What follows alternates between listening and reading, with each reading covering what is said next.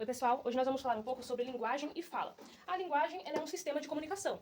Então nós temos aí vários sistemas de comunicação, que são eles a linguagem verbal, a linguagem não verbal, a linguagem corporal, a linguagem artística e dentre outros. Hoje nós vamos nos aprofundar um pouquinho só na linguagem não verbal e na linguagem verbal oral, tá certo? No caso da linguagem não verbal, o indivíduo ele se comunica sem usar palavras, seja ela falada ou escrita. Então ele vai se comunicar sem falar.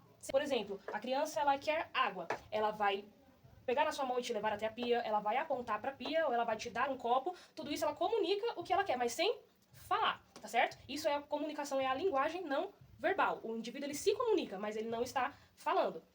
Agora, na linguagem verbal, especificamente oral, o sujeito se comunica falando. Então, ou seja, para que a fala venha acontecer, há um processo por trás. A gente não somente fala magicamente, assim como no vídeo anterior a gente falou um pouco sobre o processo de audição e compreensão daquilo que você ouviu, a fala também há um processo para que ela venha acontecer. E, basicamente, são esses 4 etapas aqui para que a fala aconteça. O planejamento de ideia, escolha das palavras, planejamento motor e ato motor. Então, vamos lá.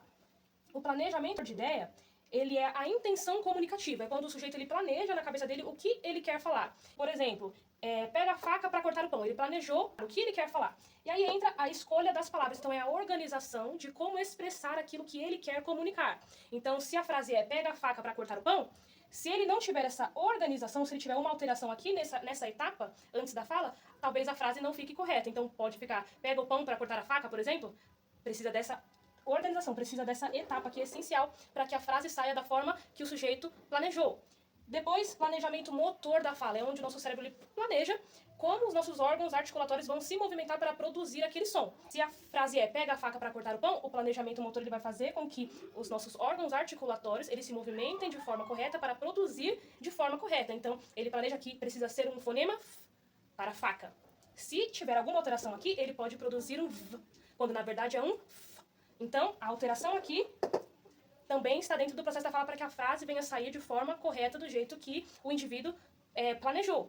Depois, o ato motor. Então, aqui já não é mais o planejamento motor, mas sim a execução daquilo que se foi planejado. Então, foi planejado a fala e aqui os órgãos articulatórios vão executar os movimentos que foram planejados para produzir a fala corretamente. Então, se há uma alteração aqui no ato motor, ainda que o planejamento motor fez tudo corretamente, colocou todos os fonemas corretos, se o ato motor tiver alguma alteração, ele vai ter uma falha nessa frase que foi planejada pelo indivíduo. Então, o planejamento motor colocou o fonema f para faca, mas o ato motor, por alguma alteração, produziu v.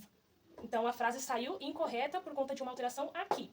É importante a gente entender todas essas etapas, por quê? Porque a grande maioria, se não todos os distúrbios da fala, vão estar localizados em algum desses tópicos aqui. Aí nós vamos entender que não é somente o sujeito não fala, ou o sujeito não sabe falar, ou o indivíduo não quer falar, mas sim talvez alguma alteração em um desses tópicos aqui que faz com que ele não fale ou não fale corretamente, ou que a frase não saia da forma com que ele planejou. Então, entendendo isso, no próximo vídeo a gente traz aqui um ou dois distúrbios da fala para que a gente possa se aprofundar um pouco em como eles acontecem e aonde eles estão localizados.